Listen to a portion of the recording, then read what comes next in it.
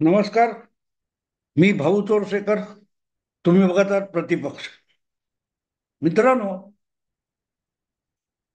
महाविकास आघाडी या गठबंधनाचा काल परवाच्या विधानसभा निवडणुकीत अक्षरशः धुव्वा उडालाय. अक्षरशः धुव्वा उडालाय.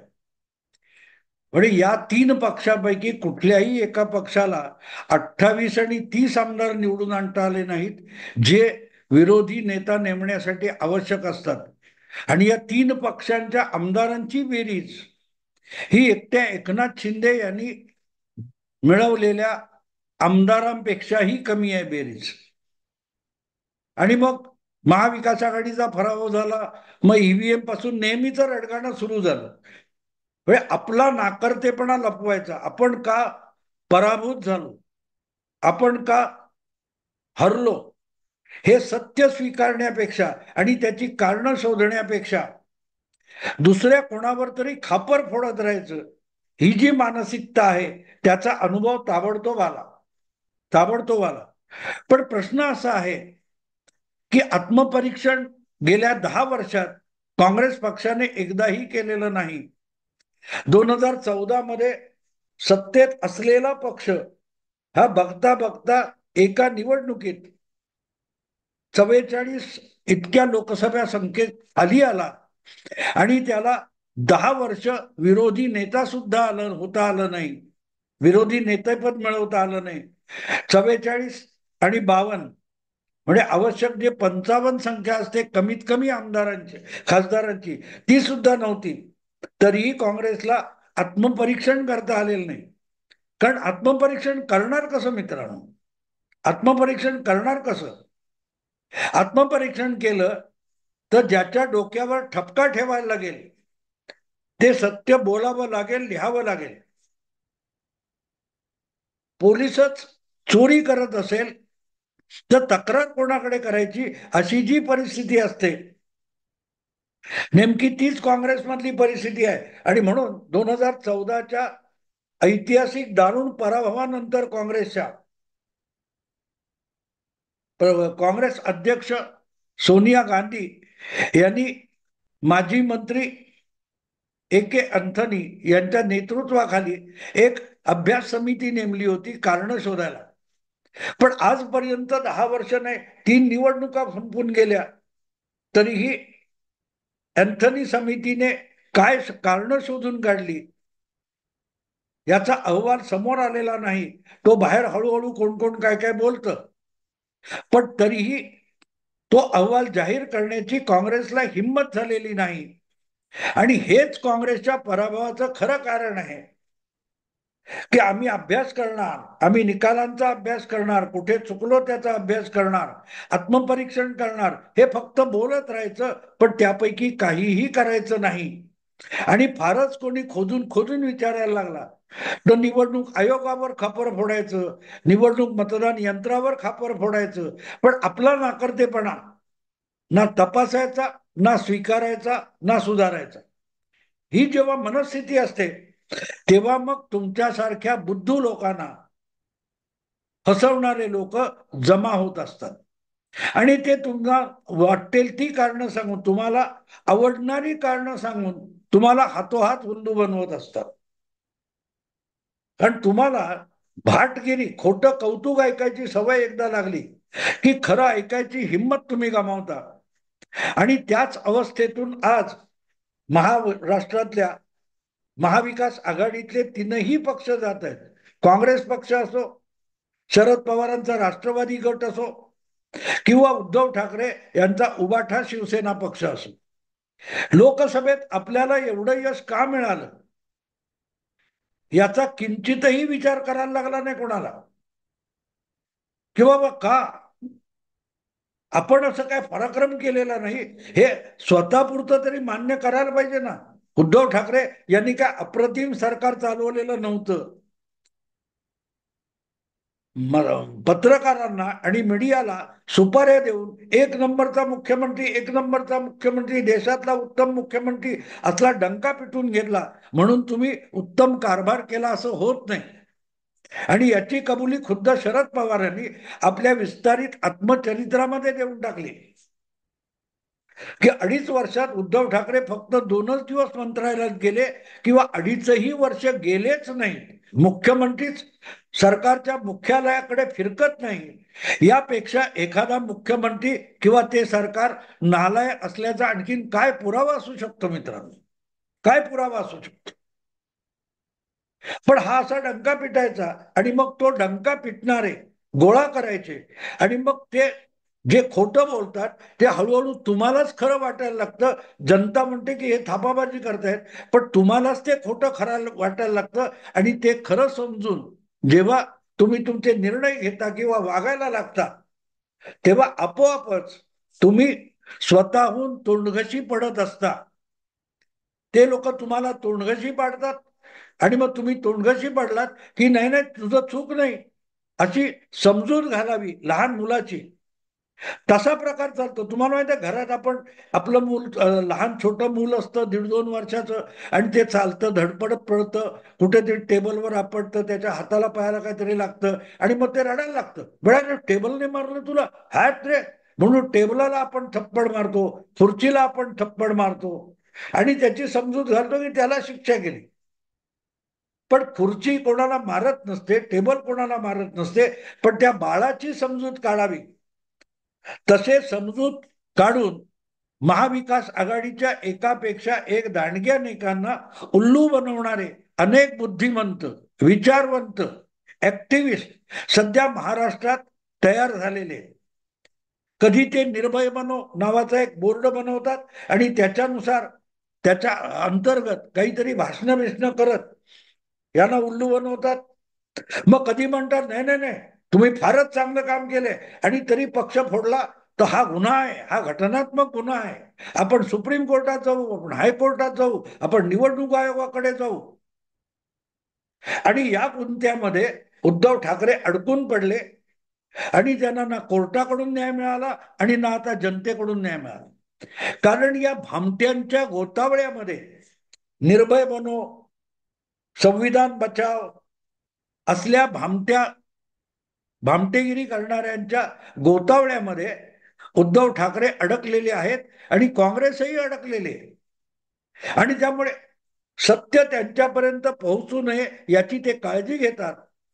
आणि मग नुकसान झालं तरी नुकसान तुमच्यामुळे झालेलं नाही, दुसराच कोणतरी त्याला जबाबदार आहे म्हणून डोक्यात भरवतात. आणि म्हणून माझं म्हणणं असं आहे की महाविकास आघाडीचा पराभव झाला असला तरी तो महायुतीने केलाय हे मला अजिबात मान्य नाही.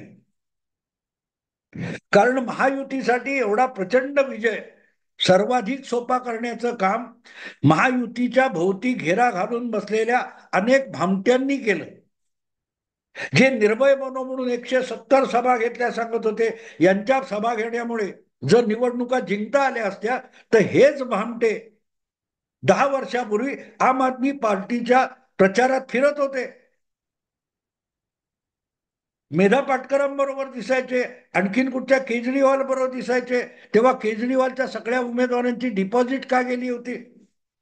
आज जे निर्भय बनोच्या गोतावळ्यातून पांडित्य सांगत गावोगावी फिरणारे निर्भय बनो म्हणून दिसतात ते केजरीवाल बरोबर पण होते.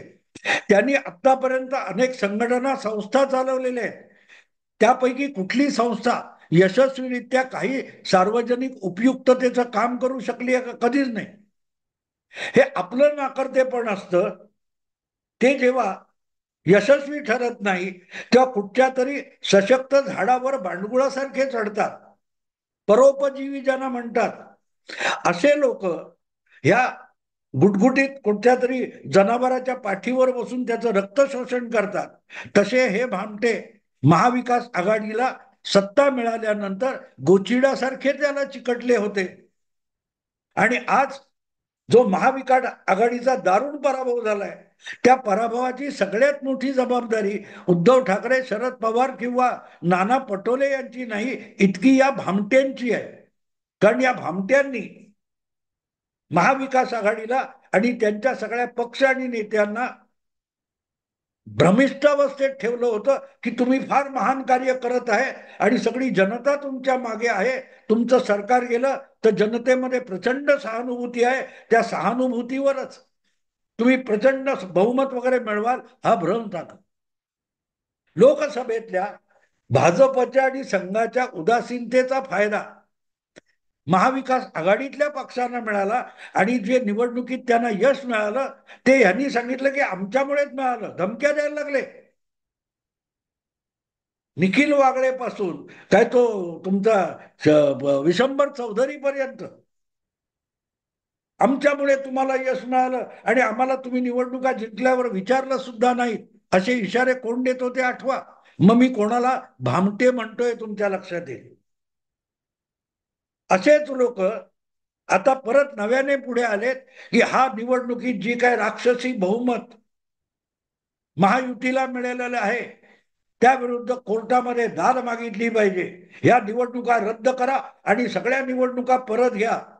अरे कोर्टामध्ये काम करता, वकील आहात, तर कोर्टामध्ये कशाच्या आधारावर खटले उभे राहतात, सुनावणी चालवली जाते, त्यामध्ये काही भक्कम सज्जड पुरावे आणावे लागतात, एवढं सुद्धा भान नाही. ते स्वतःला महान वकील म्हणून मिरवत असतात. जे कोर्टात कधी उभे राहिले नाहीत ते उल्हास बापट हे घटना तज्ज्ञ म्हणून मिरवत असतात. या सगळ्यांनी महाविकास आघाडीला जमीनदोस्त करून टाकले. निवडणुकीत उभा राहिलेला भारतीय जनता पक्ष किंवा त्या भाजपच्या नेतृत्वाखालची महायुती समोर दिसली असेल आणि म्हणून ती जिंकली असेल. पण मित्रांनो, कुठल्याही लढाईमध्ये समोरच्या शत्रू कडून सोडली जाणारी हत्यार, वापरली जाणारी हत्यार यापेक्षा अधिक भेदक असतो तो आपल्या सेनेतला, आपल्या गटातला जो घातपाती असतो तो सर्वाधिक डेंजर असतो. कारण तो आपल्या शत्रूंचं काम सोपं करत असतो, आपल्याला आतून पोखरून काढत असतो आणि आपल्याला दुबळा आणि गाफील ठेवत असतो. जितके आपण गाफील असतो तितकं शत्रूचं काम सोपं होतं. महाविकास आघाडीला निवडणुकांमध्ये पराभूत करणं आणि आपल्या ज्या काय राजकीय जबाबदाऱ्या आहेत आणि काय त्या कर्तव्य आहे त्यापासून दूर ठेवणं आणि गाफील ठेवणं हे काम ज्यांनी ज्यांनी केलं त्यांनी त्यांनी महाविकास आघाडीचा मूळ पराभव केलेला आहे. फक्त त्याचा फायदा जाता जाता महायुतीला मिळालेला आहे. आता पण मग एवढं सगळं झाल्यावर काय, आता आपण कोर्टात जाऊ. मला 2014च्या निवडणुकीची आठवण येते. 2014ची निवडणूक संपली आणि सगळ्या डाव्या पक्षांचा आणि सेक्युलर पक्षांचा दारुण पराभव करत नरेंद्र मोदींनी भारतीय जनता पक्षाला प्रचंड आणि थेट संपूर्ण बहुमत मिळवून दिलं आणि त्यांचा 26 मे 2014ला शपथविधी होता. त्या दिवशी हिंदू दैनिकामध्ये शिव विश्वनाथन नावाचे एक सेक्युलर प्रोफेसर आहेत, सायकोलॉजी वगैरे काय सोशिओलॉजी असे काहीतरी प्राध्यापक आहेत, त्यांचा एक लेख आला होता आणि त्या लेखाचं शीर्षक होतं how Modi defeated liberal like me. माझ्यासारखा सेक्युलर माणसाचा नरेंद्र मोदींनी कसा पराभव केला. आता लक्षात घ्या, हा शिव विश्वनाथन नावाचा माणूस हा कुठल्याही निवडणुकीत उभा नव्हता. मग मोदींनी यांचा पराभव करण्याचा विषय कुठे येतो. मोदींनी काँग्रेसचा पराभव केला होता, मोदींनी मुलायम सिंग मायावतीचा पराभव केला, मोदींनी अनेक इतर पक्षांचा पराभव केला, महाराष्ट्रात शरद पवारांचा पराभव केला. पण शिव विश्वनाथन नावाच्या लिबरल बुद्धिमंताचा पराभव मोदींनी केला नव्हता. याचं कारण शिव विश्वनाथन हा निवडणुकीला उभाच नव्हता. आणि जसा शिव विश्वनाथन उभा नव्हता तसेच असीम सरोदे नावाचे वकील, विशंभर चौधरी नावाचे विचारवंत, निखिल वागळे वगैरे सारखी संपादक पत्रकार मंडळी ही कुठल्याही निवडणुकीला उभी राहत नाहीत. पण आपणच मोदींशी लढतोय, आपणच भाजपशी लढतोय असा आव आणतात आणि मग त्यांच्या इशाऱ्यावर जे सेक्युलर पक्ष खेळायला लागतात प्रत्यक्षात पराभव त्या सेक्युलर पक्षांचा होत असतो. आणखीन एक गोष्ट तुम्हाला 2019च्या लोकसभा निवडणुकीनंतरची सांगतो.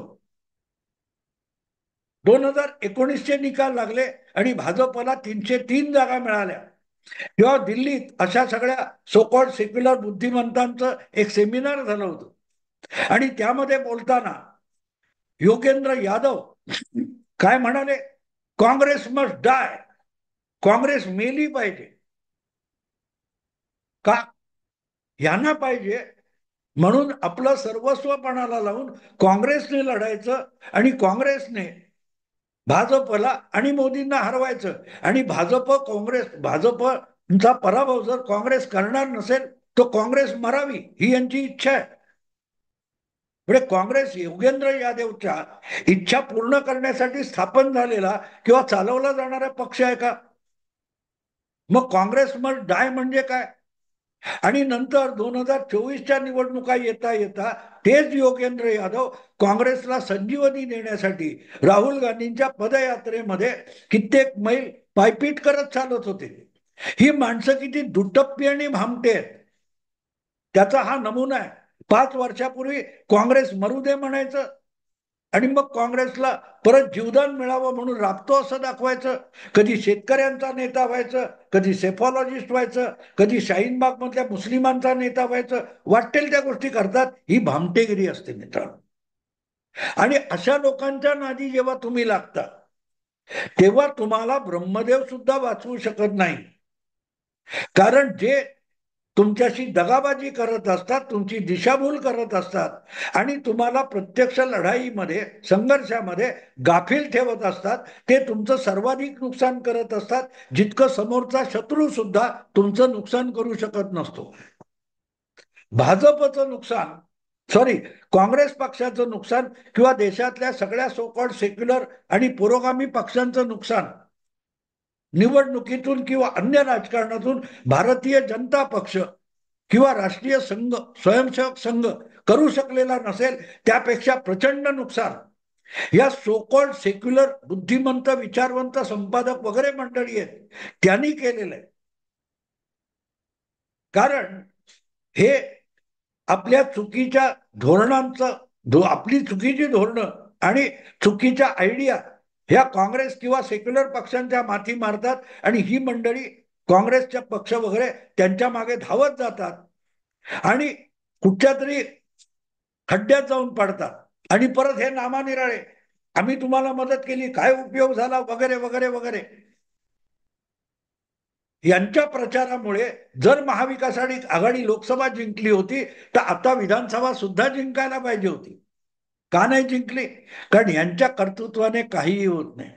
मी पण म्हणू शकतो, मला अनेक जण म्हणतात, भाऊ तुमचा व्हिडिओ इतका हे होता की त्याचा भाजपला फायदा झाला. मी सगळ्यांना सांगतो, काही नाही, माझ्यामुळे कुठचाही फायदा कुठल्याही पक्षाचा होऊ शकत नाही. झालेला दिसत असेल तर तो योगायोग आहे. पण मी कुठलाही प्रयास कुठल्याही पक्षाने जिंकावं म्हणून केलेला नसेल तर त्याचं फुकटचं श्रेय मी का घेऊ? पण ही सगळी भामटे मंडळी तुम्हाला अशी दिसेल की ती आता बघा ना, आता लगेच महाविकास आघाडी तोंडकशी पडली, महायुतीला प्रचंड यश मिळालं, तर हे चालले चला आता कोर्टात. आता हे कोर्टात जाणार, त्याचा खर्च कोणी करायचा? तो खर्च कोणी करायचा? तो काँग्रेसला करावा लागेल, तो उद्धव ठाकरेंना करावा लागेल. म्हणजे यांना आपला पोरकटपणाचा जो खेळ आहे तो खेळायचा आहे आणि त्यासाठी महाविकास आघाडीच्या विविध पक्षांनी आणि नेत्यांनी त्याचा खर्च उचलला पाहिजे.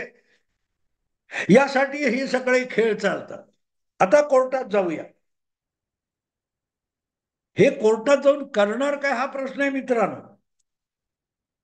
त्या उद्धव ठाकरे आणि त्यांच्या केसमध्ये सुप्रीम कोर्टात मुख्य न्यायमूर्ती चंद्रचूड यांनी जेव्हा सरोदेंना सांगितलं, हा नाव तुम्ही आर्ग्यू करा, तर आर्ग्यू करता, युक्तिवाद करता येत नव्हता. आय एम काय तो मी सहमत आहे कपिल सिब्बलची म्हणून यांनी आपला युक्तिवाद गुंडाळला आणि त्यासाठी सुप्रीम कोर्टात सुनावणीला जायचं म्हणून लोकांकडून वर्गणी काढून हे विमानाने वगैरे तिकीट काढून जातात लोक वर्गणीतून.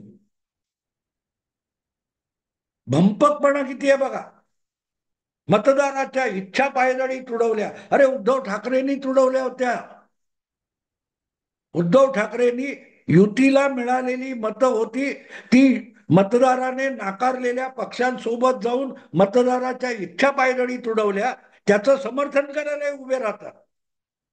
तो मुद्दा इतकाच मित्रांनो, ही वरकरणी आपल्याला भाजपने इतकं मोठं यश मिळवताना महाविकास आघाडीला धूळ चारली असं जर तुम्हाला वाटत असेल तर ते अर्ध सत्य आहे.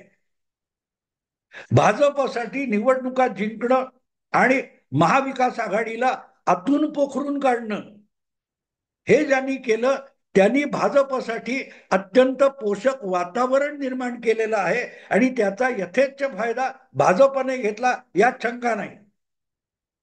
पण ही असली भामटे मंडळी जर महाविकास आघाडीच्या गोटामध्ये नसती किंवा यांच्या घेऱ्यामध्ये उद्धव ठाकरे, शरद पवार किंवा नाना पटोले आणि काँग्रेस पक्ष, राहुल गांधी वगैरे अडकलेले नसते तर भाजपला इतकं चांगलं यश निदान महाराष्ट्रात नक्की मिळालं नसतं. नक्की मिळालं नसतं. हेच योगेंद्र यादव हरियाणात सांगत होते काँग्रेस जिंकणार, काँग्रेसचं सरकार येणार. अरे फार मोठं महापूर येतोय, सुनामी येते काँग्रेसची आणि काँग्रेस भुईसपाट झाली. ही यांची अक्कल, हे यांचं आकलन, ही यांची बुद्धी आणि यांचे अंदाज आणि त्याचा खर्च, यांच्या मूर्खपणाचा खर्च तो काँग्रेसने महाविकास आघाडीने उचलावा ही यांची अपेक्षा आहे. जोपर्यंत असल्या टोळ भैरवांच्या आणि भामट्यांच्या तावडीतून सुटून आपल्या पायावर महाविकास आघाडीचे पक्ष आणि नेते स्वयंभूपणे उभे राहणार नाहीत आणि आपले स्वतःचे निर्णय घेणार नाहीत तोपर्यंत महाविकास आघाडीला राजकारणात परत खंबीरपणे उभं राहता येणार नाही, निवडणुका लढता येणार नाहीत. कारण भाजपला शिव्या घालणारी अशी ही भामट्यांची खरी खुरी भाजपची बी टीम आहे जी महाविकास आघाडी आणि पुरोगामी पक्षांच्या गोटामध्ये राजरोसपणे दिवसा ढवळ्या वावरत असते.